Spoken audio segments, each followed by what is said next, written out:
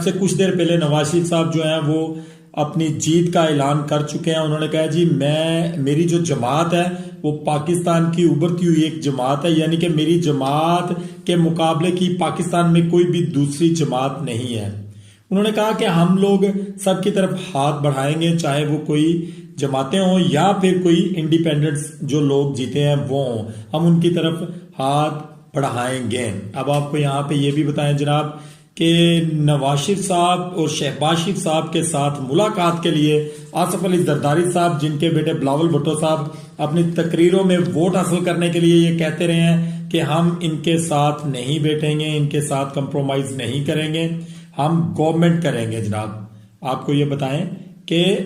इन लोगों ने ये तय किया हुआ था कि किस ड्रामे के तहत लोगों से वोट लेना है। हम आपको ये बात पहले बताते जा रहे थे कि जनाब ये आपको ट्रैप करने की कोशिश की जा